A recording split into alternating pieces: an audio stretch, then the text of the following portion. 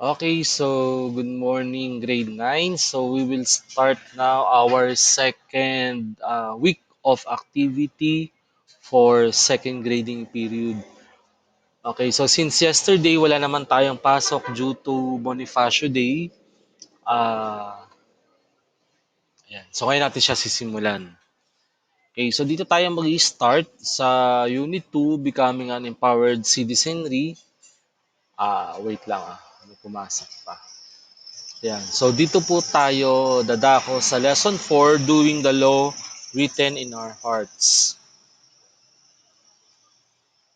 Yan. Yes po.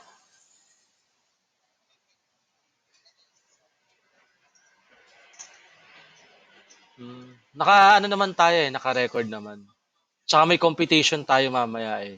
Kaya talagang inaano ko siya, nire-record ko siya. Okay. Anyway, on your ebook on page 79 of your values, so dito kayo magi-start. Okay? So, madaling-madali lang naman to on page 80. All you have to do is to answer it based on your hearts, on your feelings. Yan.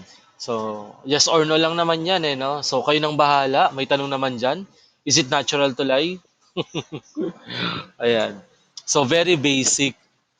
No? Then meron din tayong tinatawag na natural law. We say natural law, it is a universal moral law that is built into human beings and is accessible in the light of reason. So, the moment na tayo ay ipinanganak, so basically, meron tayong tinatawag na natural law. So, part of natural law is what we call the moral law. Eh, yung moral law, kapag sinabi nating moral law, it is a distinguish between a right from wrong. Okay? So kaya nga tayo ay habang lumalaki tayo, tumatanda tayo, so nagkakaroon tayo ng thinking, no, para alamin kung ano yung tama at saka mali. Okay? So yan. Mababasa niyo siya diyan. Okay? So meron tayo diyang individual work which is activity 1 on page 82 and 83. Halimbawa, magsa-cite lang tayo, no? Halimbawa, do not do unto others what you would like them to do to you. Ayan. So, do to others what you would like them to do to you. No, nasa Bible 'yan. Okay, kumbaga, wag gawin sa kapwa ang ayaw gawin sa then vice versa. Yan. Kung gusto mong gawin sa edi gawin mo rin sa kapwa mo. Yan, so kabaligtaran sila. Number 2, do not lie. Ayan. So, lahat tayo sinungaling. Yan. So, do not lie. Ayan. Be generous, etc., etc.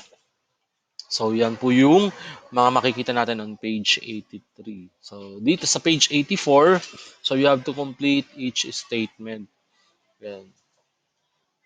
Instead, pag sinabing instead, in Tagalog, imbes.